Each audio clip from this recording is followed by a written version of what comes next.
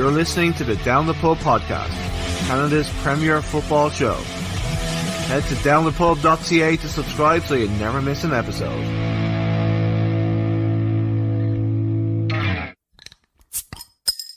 Welcome to this episode of the Down the Pub podcast. In this episode, I'm joined by former Newcastle, Sunderland and Fulham midfielder and current manager of Sudanese team. Hope I'm saying this right, Lee. Al-Merrikh. Lee Clark. Hi, Anthony. It's Al-Merrikh, but I'll let you off because I got the pronunciation wrong when I first got there. But it's Al-Merrikh from Sudan. Okay, thanks, man. Al-Merrikh, got it. Okay, so thank you so much for coming on the show, man. I really appreciate it. No problem. So we can't really talk about anything until we talk about the biggest news in football right now, the ill-fated Super League. How could the clubs get it so wrong? And do you think there should be some sort of punishment for the teams that try to join? Well, I could get it so wrong because this has been a build-up of many years of the wealthy getting wealthier and the rest just being left to fend for themselves. And obviously, you've had this scenario with the global pandemic that, certain clubs lower down the pyramid have found it really difficult. Leagues have had to be stopped, over this. And in the big clubs, in the Premier League, have seen an opportunity and they've tried to take it, and they haven't understood what the game means, especially in England. It's for the supporters. Each club you talk about, the most important people in that club, no matter what position they are the supporters. They have gone through and been supporters of that club for many, many years, generations of families, all the way down for, so long. And they're good. They support those clubs through thick and thin, through the good times and the bad times. And they're just, these clubs that try to set up this Super League just took that for granted and want to just blow football in England apart. And thankfully the fans have showed them that that's not possible. Obviously, you were around at the start of the Premier League. Was there the same kind of feeling around that league when it started off? Because obviously the teams are branching off into something different themselves. Was it the same kind of feeling, or do you think that, like with the Premier League, like everybody knew it was going to be for the good of the game? No, because the Premier League was basically a change in name and a little bit change in how they portrayed it, which allowed ridiculous amounts of money to come into football. But what's really irked us over the period is that not enough of that money is found its way to clubs in the Championship, in the League One, in the League Two, into the National League, in the National League North and South, into the even lower leagues than that. Because there's so much money, moving around in the Premier League and with the Premier League clubs and with the television deals and the sponsorship that goes with that. A lot more could be helped. And I think that's come to the fore with the pandemic, and it showed you, the small amounts those clubs do get in terms of revenue from the Premier League. So I think, as I said, it's been a build-up and teams have just got greedy. They've thought that they've got so much power that they can just do what they want. And thankfully that's proved that cannot be the case. And I think some of these owners from the English clubs are going to have a very uncomfortable period in charge for the next foreseeable future. And that's even if they stay in charge of those clubs, if they don't relinquish the having been the owners of these clubs. You seen last night the demonstrations outside the Emirates. I don't think the fans are ready to forgive. I think they've had enough, even though they've pulled out of it and there's been different kinds of apologies, some public, some, some just written on the social media accounts of the clubs. I don't think that's going to be enough, to be honest with you. And I think they're going to be, they've got two options: either sell up or be ready to accept a very, very uncomfortable ride for the foreseeable future. What you said there about like the money not trickling down as it is, like it's kind of make you feel sick when you hear them like suddenly caring about the pyramid in England. Like, I mean, you've managed in the lower leagues. I mean, you be at Bury, who don't exist anymore. So, like, what's it like at those kind of clubs managing when like the money's not there? Like how, like obviously, you know, with Liverpool and Manchester United, the managers have endless budgets. What's it like trying to manage on a shoestring? It's difficult, and you know, I wasn't around managing when the pandemic's been around as well, so that would have made it even more difficult. You know, these lower league clubs, they work from Monday to Friday. That they haven't got millions of pounds in a slush fund to fall back on. So when they weren't allowed to open their club shops, when they weren't allowed to have fans in, but they still had to play the game, so they still had to pay their players. They still had to, pay for hotels. They still had to pay for travel for away games, all this type of logistics. It's just money that they cannot afford. And, they need the game money to pay the bills, pay the salaries of the employees. And it's really difficult. And, you see the profits the big clubs make. And even if they just tapped into and give each Premier League club give 1% of the profit that they make from the TV deals per season, it would be an astronomical amount of money that they could drip feed down to the other clubs, and it would make a huge difference if those lower league clubs knew that they had that type of income coming. And we still need those smaller clubs because they still produce some very talented young players. A lot of these lower league clubs, they keep their academies going, or their development centres, or whatever they call them, because the lifeblood of those clubs is to get a little superstar through their academy into their first team, and they can sell on to the big boys, and that keeps them going for a few years. And it's still important that these clubs do that, and then the big clubs in England can come in and get these young players from these lower league clubs and pay a good transfer fee. So they're getting a good young player, but also helping out that club. And so I'm all for that. And I just think over the last decade, the greed of so many people has just overshadowed too many things. Well said. So as you mentioned at the top of the show there, you're managing in Sudan now. In the middle of a pandemic, how the hell did that job come about, and how's it been so far? Well, it could come about through agents that you get to know. And I'd always been a coach who was interested in overseas. I had an opportunity, I think it was 2017, to go manage overseas in Europe. And I'd accepted the job verbally, but my father took ill, so it wasn't the right time for me to go abroad. So I ultimately had to turn that opportunity down. The agent contacted us about the job about 2 weeks before I eventually accepted it. I'd done some due diligence on the club, found out it was one of the biggest clubs in Africa, competing in the African Champions League. Ridiculous passion and support when the fans were allowed back in after COVID. And I decided to give it a go. A new experience, a new challenge for us, new culture, and thoroughly enjoying it. We're second top of the league with the game in hand. If we win that game in hand, we go top of the league, joint top with our big rivals, Al Hilal, who we've got to play soon.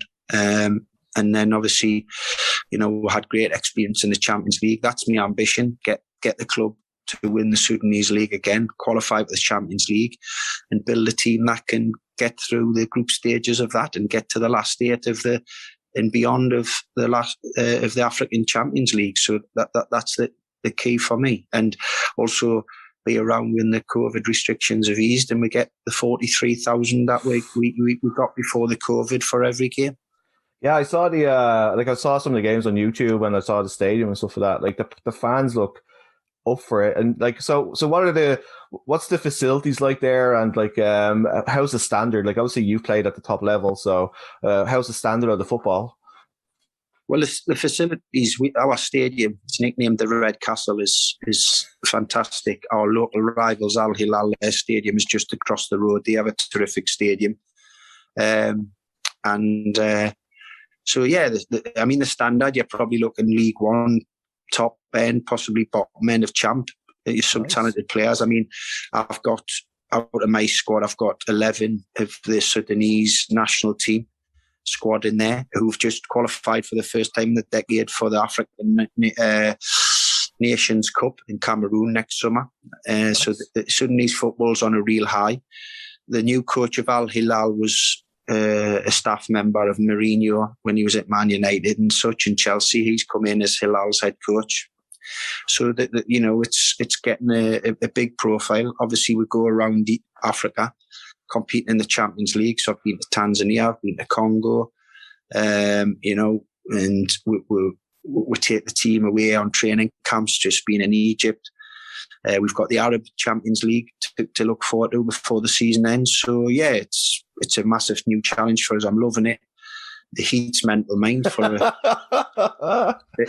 Newcastle lad. But apart from that, yeah, I mean, it's the new culture. The players praying before the game, praying at half time and stuff like that. But I've quickly got to know I'm very respectful of the culture that I've gone into.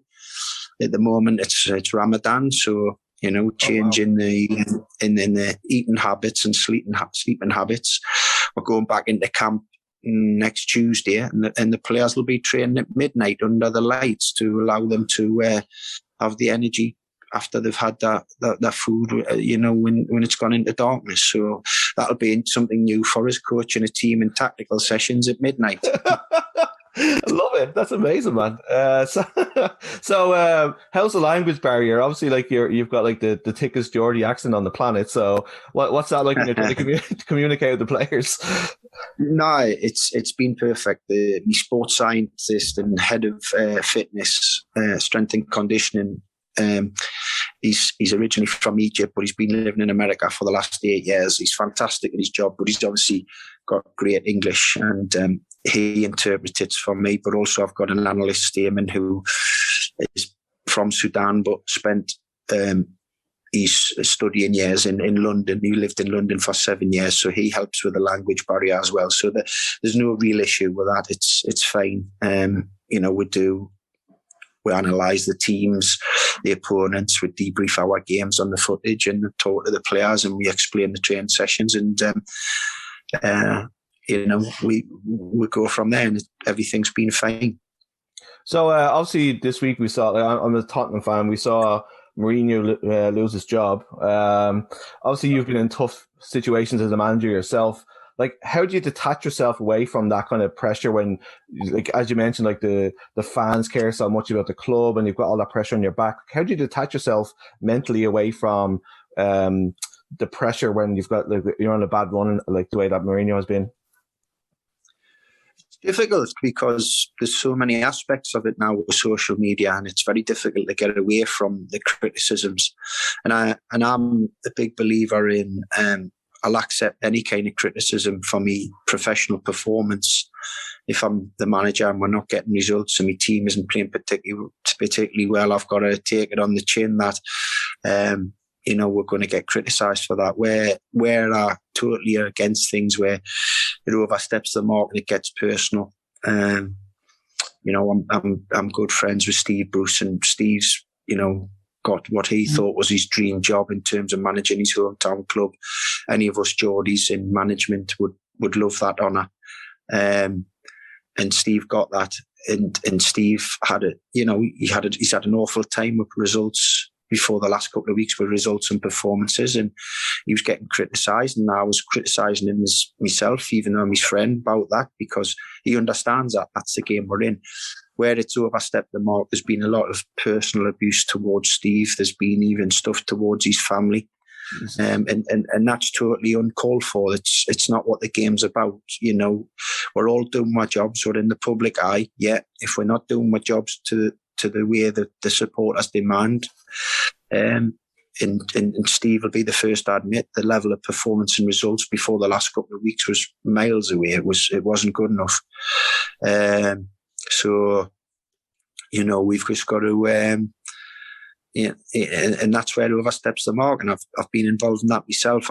I've not been a big advocate of social media. The LME advised us to take up one media outlet of it, just to have my profile out there. But I don't do the other stuff, but my children do, and they've been on the end of personal abuse themselves because of the results the clubs have managed, and that's where it gets totally out of order. It's uncalled for.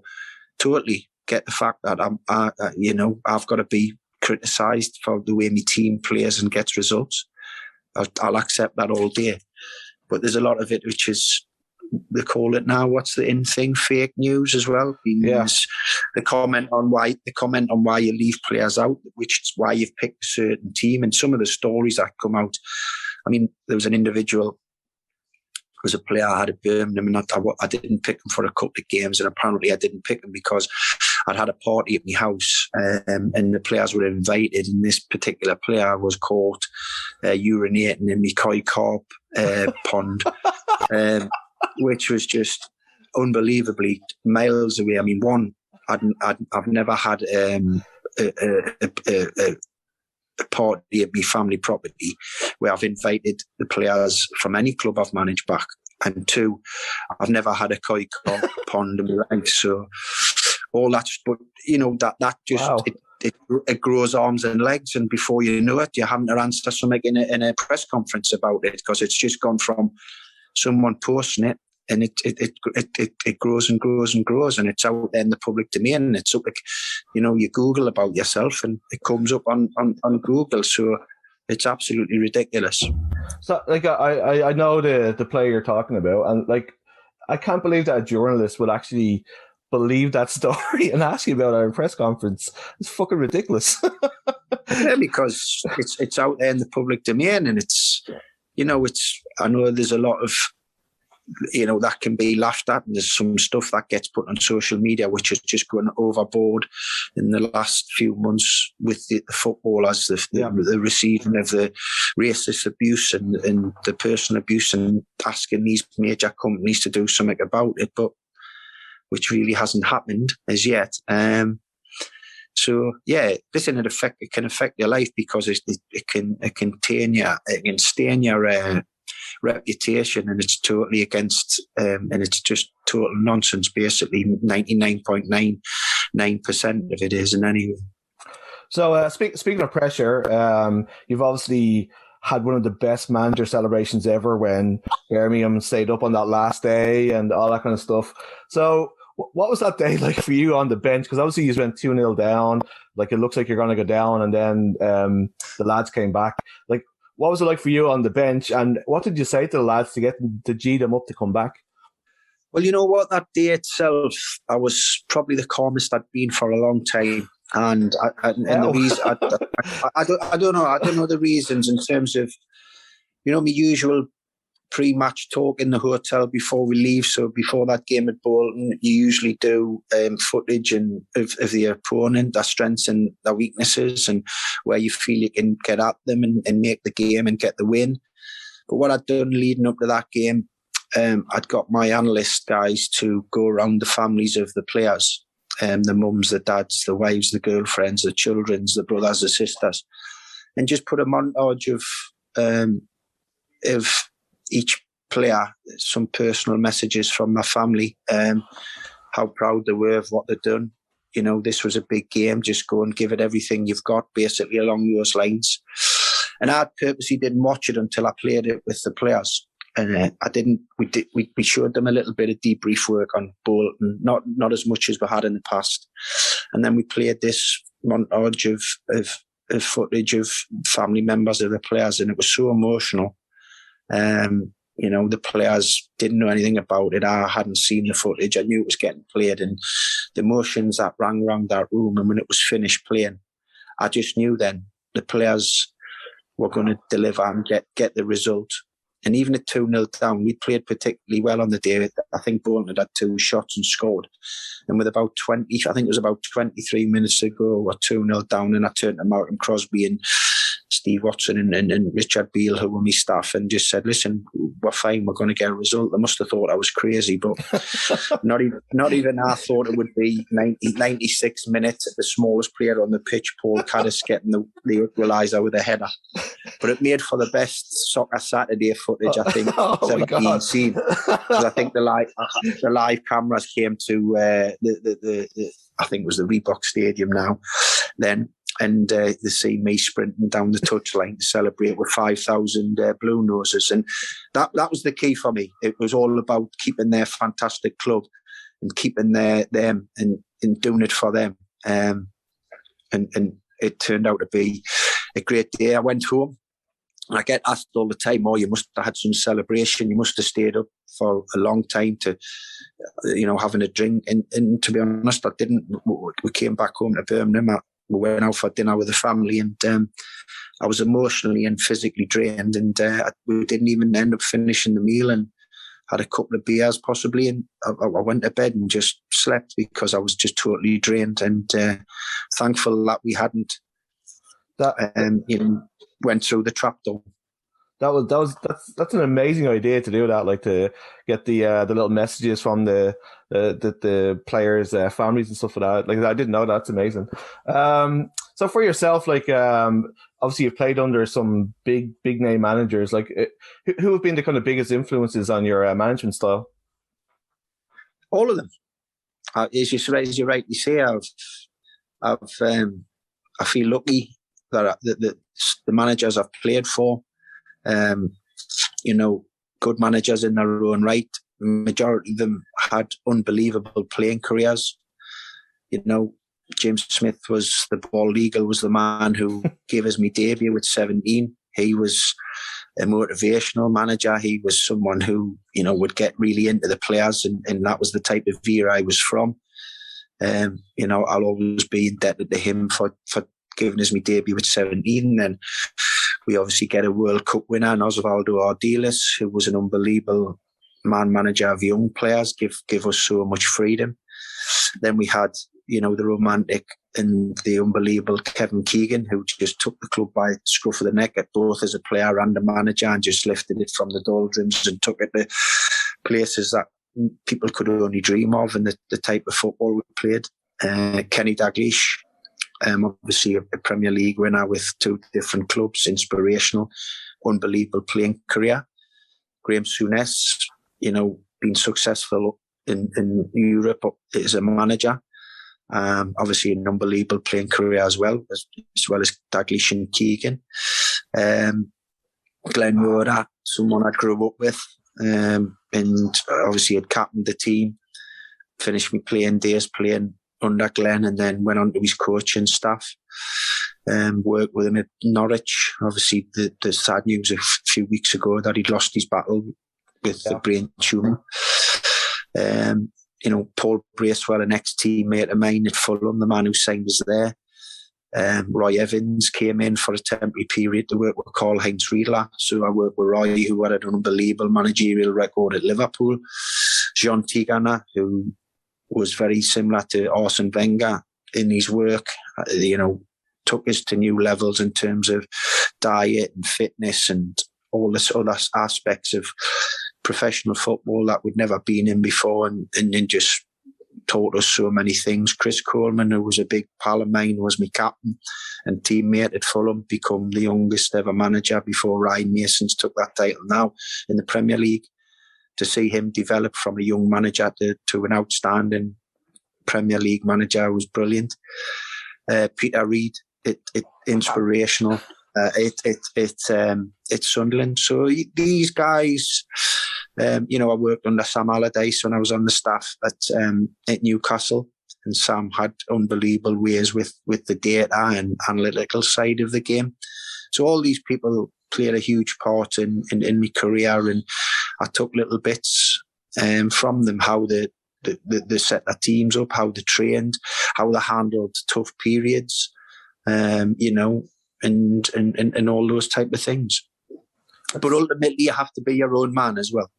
That's that's like an incredible who's who, isn't it? It's amazing. Like looking back just to all those names you mentioned there. Jesus Christ, man, that's unbelievable. We're coming up to the 25th anniversary of the famous Keegan rant. So what was the scene like in the dressing room after the interview? And do you think that like ultimately contributed to you not winning the title that year, or was it always destined that you weren't going to do it? No, that never contributed. There was 2 games left. We had Nottingham Forest on the Friday. We just played at Ellen Road and beat Leeds. And we were travelling to Nottingham straight from the game at Leeds. We actually didn't find out about the interview till we got on the bus and the team coach to travel to Nottingham. And the footage came on and Kevin was on the bus and we had a very good giggle. Like we normally did. We had a good laugh about it, and the manager was in on that as well. He could take the mickey out of himself as well as other people, and and it was great fun. We had some, the lead up to the Forest game, but that was, they talk about this mind game stuff. They talk about with managers now, and they talk about it with Keegan and Ferguson. Then it's just absolute rubbish, really, the mind games. It's the managers just reacting. Kevin was a man who wore his heart on his sleeve, and he felt something that Sir Alex had said wasn't right. And, he told the nation what he felt, and that's the way he was. That's the way he was with players. It was easy to read him as a manager because he did wear his heart on his sleeve. We could tell if he was happy. We could tell if he was unhappy. We could tell if he was angry. We could tell if he was disappointed. Because he was his simplicity made him the genius he was, and that was something he felt necessary to do to protect. I don't think he was even protecting us or the club. He was protecting the individual that Sir Alex had mentioned, because the situation was we were going to Forest to play in a Premier League game on the Friday, I think it was, or the Thursday, and we'd already organised to go after the season finished to play in Stuart Pearce's testimonial at Nottingham Forest. Stuart was still a player at Forest. We were the big pull, because whichever game we played in the country, we would sell our full allocation. So Stuart thought, get Newcastle United down for his testimonial and he'd be guaranteed a full house. And what Sir Alex was implying was that possibly Forest might not go full throttle in the Premier League game, because we'd agreed to be the testimonial team, which couldn't be further from the truth. Forest went at us and we actually drew the game, so it made it even more difficult for the last game of the season, which obviously made Man United the favourites, and eventually pipped us to the title. Yeah, to be honest with you, I remember at the time it was Keegan was just basically saying what everybody else was feeling, to be honest.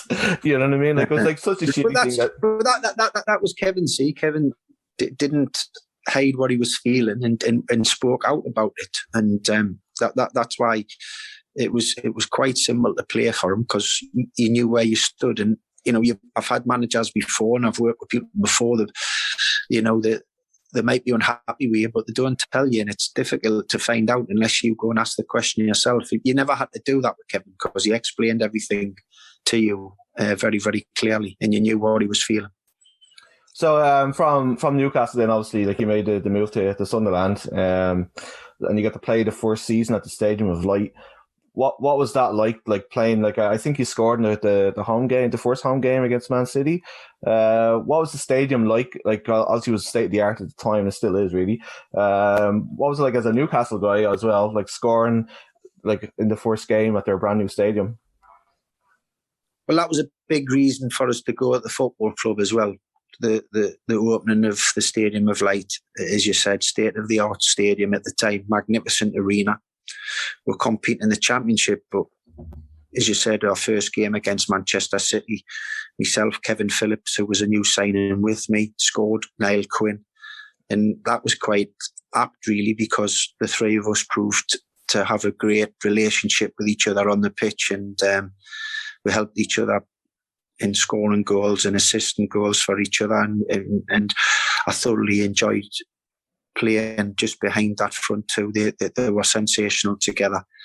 And and I think at the time, even though we're in the Championship, I think in Britain so including Celtic and Rangers, I think we're averaging the sixth biggest crowd in Britain at the time. So 48,000 every single home game, thousands away, and a manager who I love playing for, Peter Reid, and an old coach of mine who was assistant, Bobby Saxton, who Bobby was Jim Smith's assistant when I got my debut at 17, and I loved working for them. There was no issues with the Newcastle stuff. I still went and watched Newcastle. I still supported Newcastle. What I had to do is make sure I played well for Sunderland, and in the 2 years there, I felt I'd done that. And we lost in the first season in the famous playoff final at Charlton, and we steamrolled everybody in the second season to win the championship. So from a professional level, it was a fantastic period, and I really enjoyed it. I played with some great players, great lads. We had a terrific team in a management team that I love playing for. Your next move was off to Fulham. Like you didn't actually get a chance to play in the Premier League with Sunderland. You left that season, if I remember correctly. You feel like you were cheated a little bit that you didn't get a chance to play in front of that 48,000 in the Premier League, or was the move to Fulham like something that like the project there was a good enough reason to leave Sunderland? No, the reason to leave Sunderland was obviously my decision. That there's something it happened, and off the field, and I decided that it was the right time to move. They didn't really want to sell us, but were forced into it really. So, Al Fayed it took over at Fulham a couple of years previous. The project, I could see this club was steamrolling through the leagues. When I went down to meet them, they were a championship club, and they said they wanted to be promoted as soon as possible, and they wanted to get into the Premier League and be competitive there. And I joined, and very similar to Sunderland. The second year we steamrolled everyone and won the championship. We got into the Premier League, and we caused problems to Premier League teams. At the time, we finished the highest position in the club's history in the top level in 9th, which we probably would have finished higher, but we lost Louis Saha in the January window to Manchester United when we were 3rd. But we qualified for Europe as well, and we had the club playing in the UEFA Cup, the Champions League, the Europa League as it's called now. So I captained the club in Europe. I captained the club to its highest ever position at the time. Roy Hodgson and his lads went on to beat that feat of the highest ever finish in the Premier League. But that was part of a process of a football club going from 91st out to 92 clubs a few years before I joined them, to then competing in Europe, which was a brilliant story. So, as you mentioned there, Mohamed Al Fayed had taken over the club. Like, it's safe to say he's eccentric. So, did you get to deal with him much? Like, was he a kind of the guy that was like at the training ground, or was it just like you might see him on match day?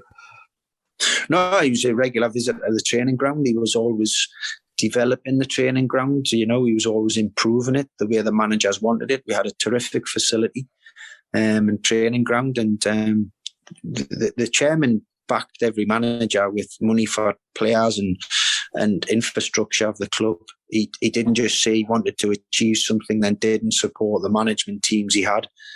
He was brilliant with the families. He was brilliant with the players. We had no excuses. He gave us everything we needed to be successful. And in football, if someone's doing that to you, you've got to try and achieve some kind of success as repayment back to them. And thankfully we did, and hopefully he sees it as that, because he was a brilliant owner. I can imagine he was a tough owner when you were the manager, the demands he put on you.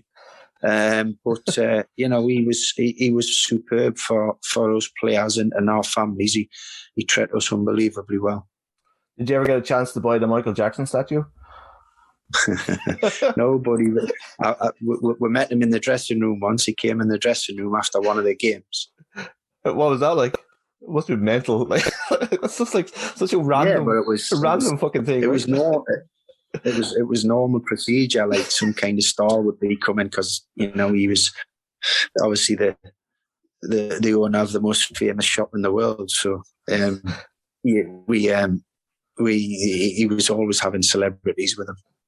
So, John Tigana like as a coach? Because like obviously he looks like the coolest man in the world with the stick in his Toothpick. mouth, yeah, toothpick in his mouth. He just looked like the coolest person in the world ever. What was his like? What was his coach? Was he laid back in training, like, or was he like intense and like?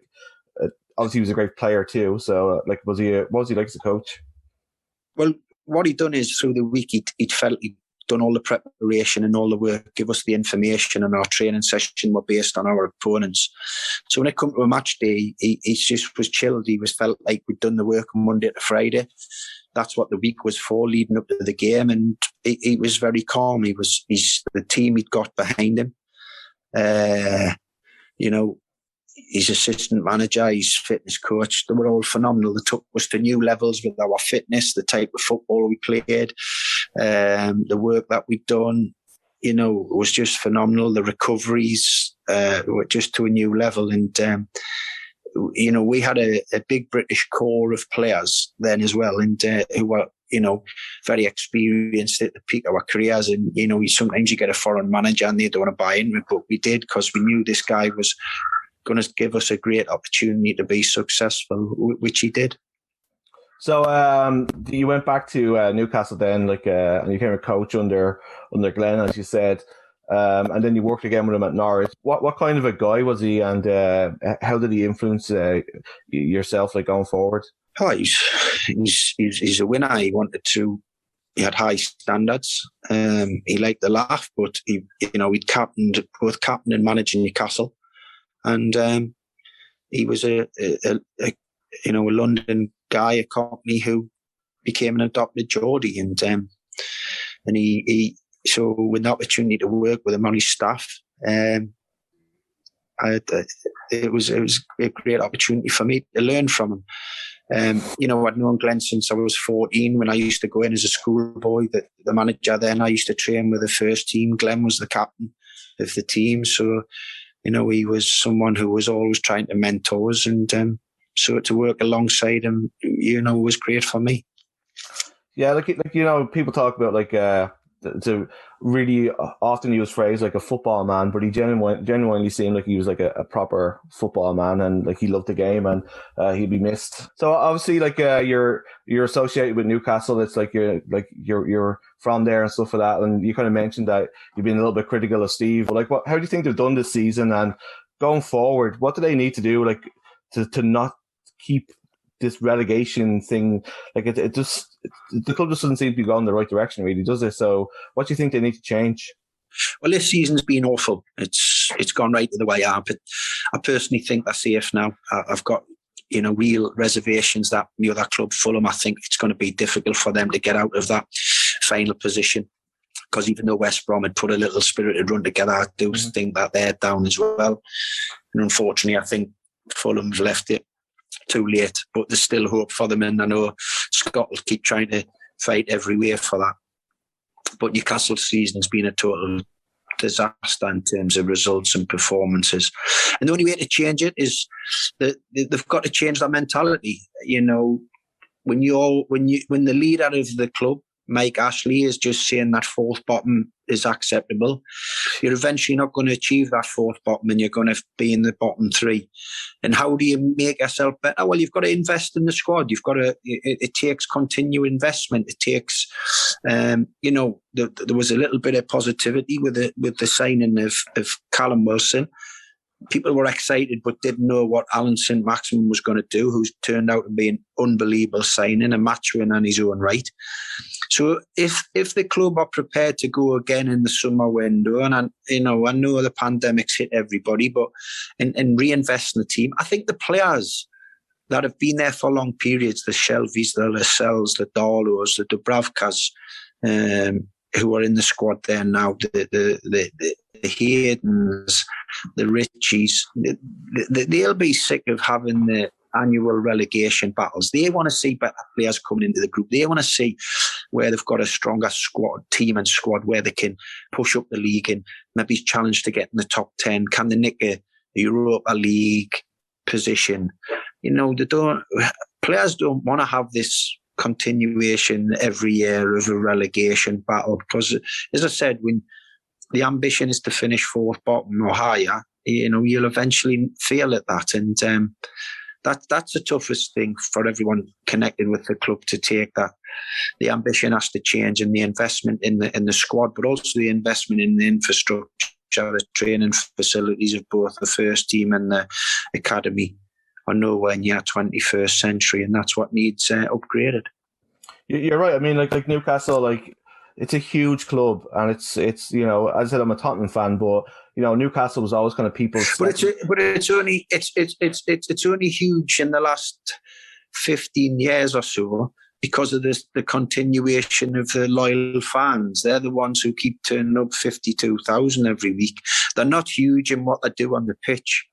They fight relegation battles. They've been relegated twice in the last, and certainly Mike Ashley's era. And then got come straight back up, and so the word huge club, it only means huge club in this moment in time because they get 52,000 that are brilliantly supported football club, and the fans are turning up week in, week out, and that's the only reason they still get associated as being a big club. In terms of performance level on the pitch and trophies, it's been zilch. So that has to change. Yeah, that's the thing. Those 52,000 people deserve better. So the Mike Ashley reign has kind of been a disaster, really. The PR disaster. He's always talking about wanting to sell the club. What do you need to do to get rid of this guy? Well, we thought we had it with the consortium that got turned down at the last minute with, some English backers and Saudi backers in there. And I think for the first time, Mike Ashley was ready to sell the club and broker the deal. I still think he's trying to fight legal channels for it to happen. I mean, it can only happen in Newcastle where they get a billionaire in Mike Ashley, but he's a billionaire who doesn't really want to spend money. so the wrong type of billionaire. yeah. So I think, the only outcome of this, Mike, to be fair to Mike, he's up front and he doesn't hide anything. He tells people that he ain't prepared to invest any more money into the club. He's not going to be competing with the big boys for transfer fees, etc. It needs a new owner to do that, and I think it can only change when new ownership is taking over the club. So I think every single fan is praying and hoping that can happen sooner rather than later. Is it time for you to get the checkbook out and try and buy it yourself? That would be a dream, but obviously, unless I win the Euro Millions 4 or 5 times on the bounce, I don't think that's possible. So I really appreciate you giving me some of my time. I just have one last question before I let you go back to your Saturday. So if you're going to play in a 5-side tournament, from the players that you've played with, who would be on your team? Oh my God! I'm really I've looked at some of the players you've played with, and I'm excited for this one. Right. Well, it would be between Edwin van der Sar and Shea Given, and Edwin just tips it. World class. My Irish heart has just broke a little bit there. Well, it breaks my heart to say it because Shea was unbelievable. But Edwin, he's won a lot in club football and been successful with the Netherlands, and an unbelievable goalkeeper. God, this is just absolutely crazy. Let us go for the attacking players. Obviously, I put Shearer and Beardsley would be 2 attacking players. Jesus. And I'd probably go Philippe Albert would be me 1 defender. And probably, God, I've got Ginola or Rob Lee. I think probably I'd have to, because I've already got 2 attackers, I'd have to go for Rob Lee because Rob could do everything, defend and attack, whereas Ginola was just ridiculous attacking wise, unbelievable. He didn't have to defend because he just attacked that well. So I'd have Ginola on the bench. I'd have Aspria on the bench. Oh, Jesus. There's too many. I mean, you've got Ferdinand, Les Ferdinand, you've got Quinn and Phillips at Sunderland, you've got Louis Sahar at Fulham, Andy Cole, bloody hell, it's like crazy. Wow. So that's a pretty solid team, man. One of the most difficult five-a-side teams ever to pick. I like that you didn't include yourself, man. You're not that full of yourself. I love it. No. There'd have to be a fair few injuries and lots of support for me to get anywhere near that team. So I really appreciate you taking the time out to talk to me, man. It's been fascinating hearing your thoughts on the Super League and stuff like that. And good luck in Sudan. I'll be making sure to keep an eye on the results. And thanks, Anthony. Thanks. All the best. See you, mate. Cheers, Bye. buddy. You've been listening to the Down the Pub podcast, recorded in Halifax, Nova Scotia. Head to downthepub.ca to subscribe so you never miss an episode. Until next time, cheers.